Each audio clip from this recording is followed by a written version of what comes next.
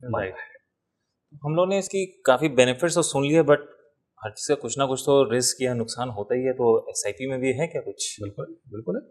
भाई देखिए, एसआईपी तो केवल एक मैकेनिज्म है, हर महीने थोड़ी थोड़ी रकम आप जमा कर दीजिए।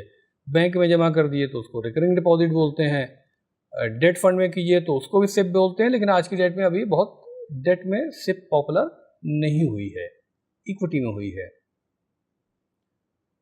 इक्विटी तो इक्विटी है, फ्लक्चुएट करेगी करेगी, तो ये रिस्क तो है।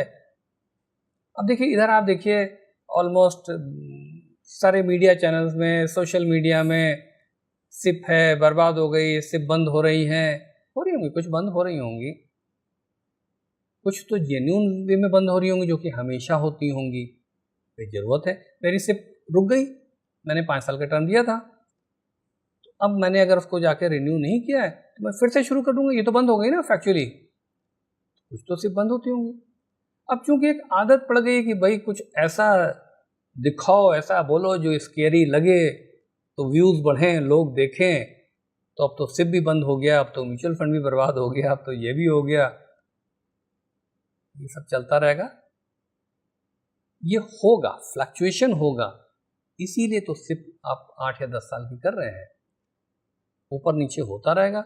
जब मार्केट गिरा, जब हाहाकार मचा हुआ है, जैसे अभी बीच में कुछ मचा हुआ था, अब तो फिर से पिछले कई सेशन अच्छे हो गए हैं, उस वक्त ही तो फायदा है सिप का, क्योंकि आपकी तो फिक्स रकम जा रही है। तो अगर मार्केट 20% गिर चुका है एग्जाम्पल के लिए, और उसी वक्त आपको सिप की डेट हिट कर रही है, आप 10,000 रुपये महीने डालते हैं, तो उस डेट में अगर मार्केट गिरा हुआ है से 10% से, तो आपको जो म्यूचुअल फंड की यूनिट्स मिली वो 10% डिस्काउंट पे मिल गई, सेल है।